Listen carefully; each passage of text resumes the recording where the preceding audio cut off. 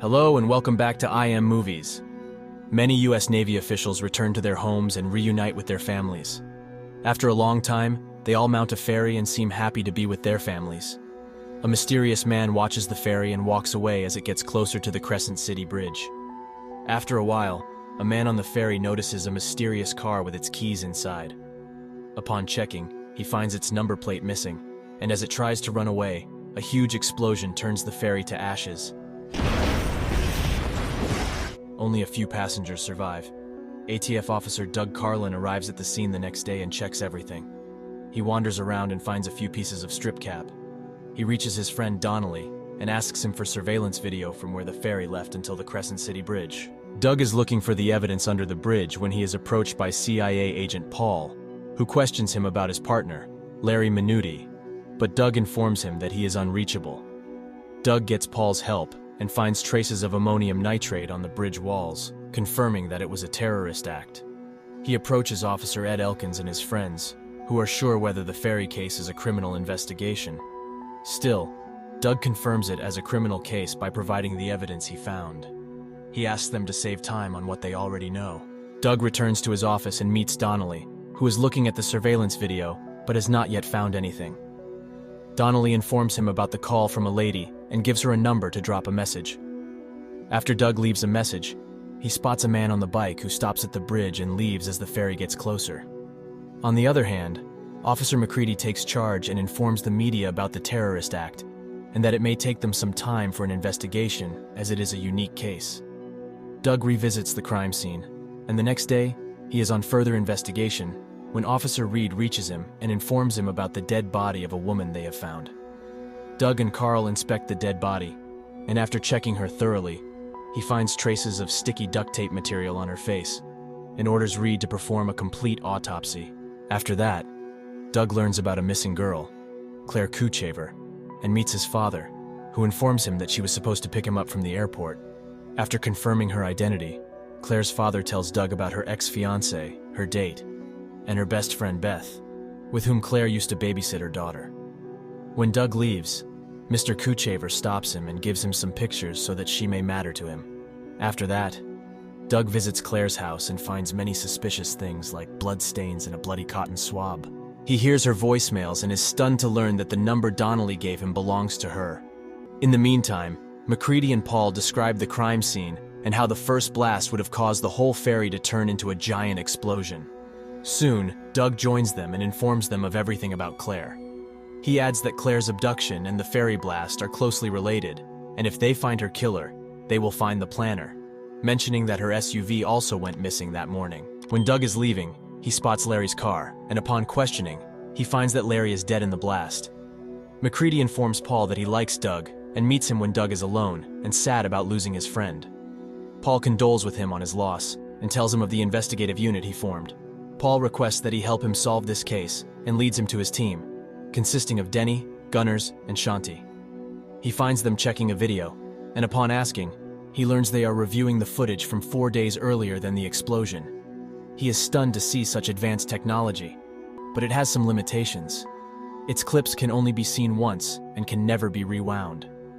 When asked where to start, Doug suggests starting at Claire's house, and they do the same. They keep an eye on her every movement, and Officer Stanhill contacts him, informing him about his fingerprints on everything. Doug asks him to keep him updated about everything they find, and miss about the book Claire is reading in the video. After a while, they find her scared of someone as she exits the bath. She seems suspicious, while Doug questions his fellows about whether Claire knows they are watching her. After they reply negatively, they look around her house and find no one. Doug feels that Claire knows she is being watched, so she becomes more careful. Doug attends Claire's funeral the next day and notices the limo drivers.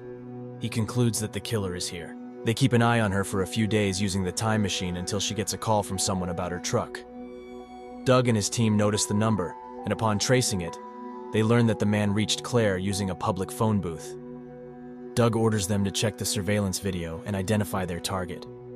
They find the man talking to Claire with a bag, and notice the same man on the ferry docks with his bag. Paul informs everyone that they will get his video in their time machine within a few days. After that, he approaches Doug and asks him to go back home, but he informs him that he has no one, and this job teaches them that they will permanently lose something they try to hold on to, which includes Claire. After that, Claire is seen with Beth's daughter, when Doug feels something sketchy and uses the laser light on the time machine, due to which Claire gets scared and the system is breached. Doug loses his mind after this and asks Paul to tell him what exactly is happening here and whether they have found a way to change the past. Paul and his team try to beat about the bush, but Doug only listens to them once they tell him how they accidentally created the time machine to see the past.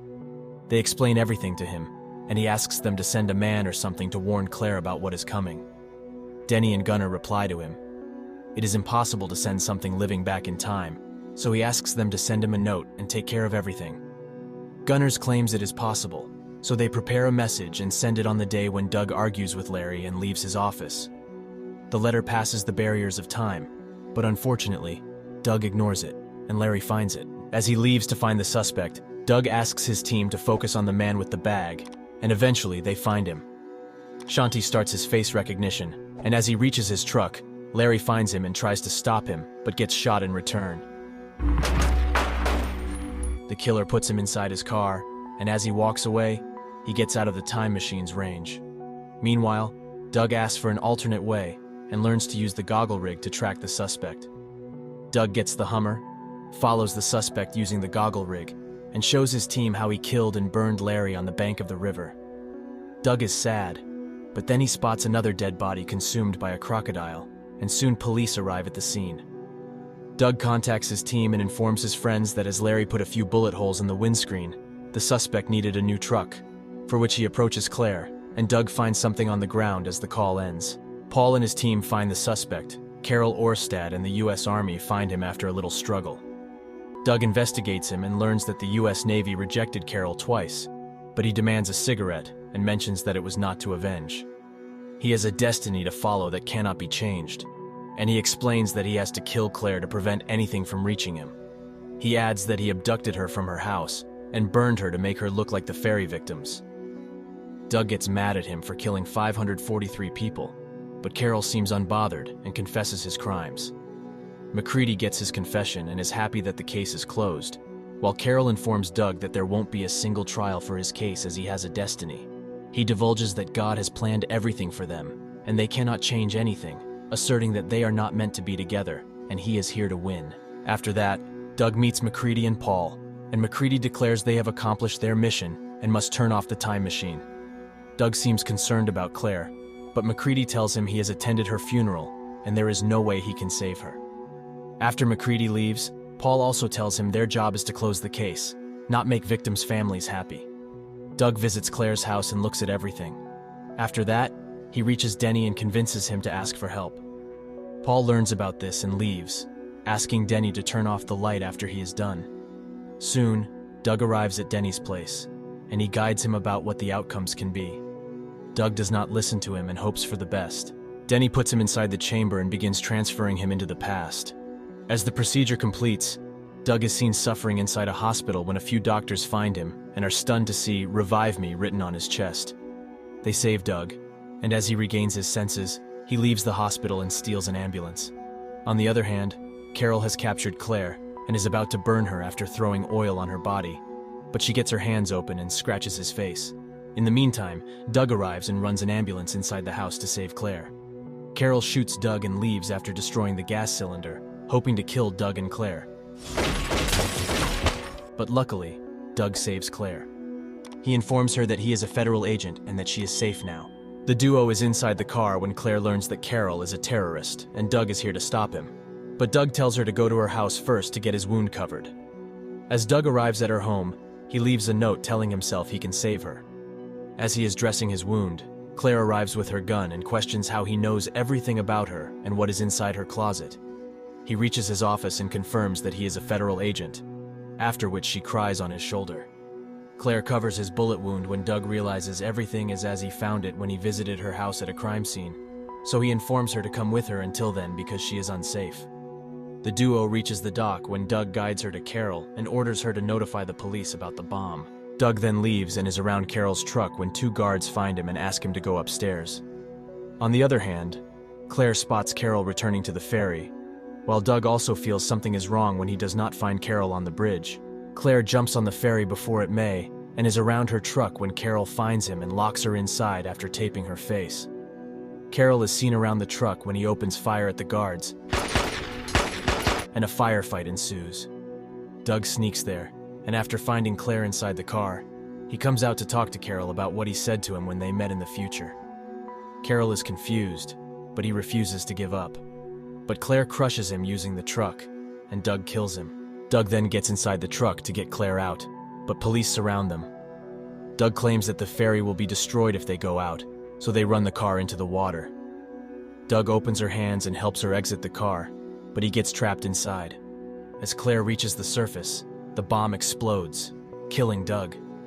She is sad at his demise and sits sadly when the officer approaches her and asks her to stay until someone investigates her. Suddenly, Doug appears there, and Claire is stunned to see him.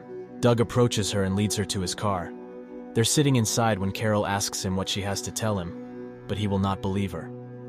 Doug tells her he will try to understand it, and the movie ends as they drive away. Thank you for supporting my small channel. If you like this video, share and like to help this channel out. Thanks for watching and see you at the next one.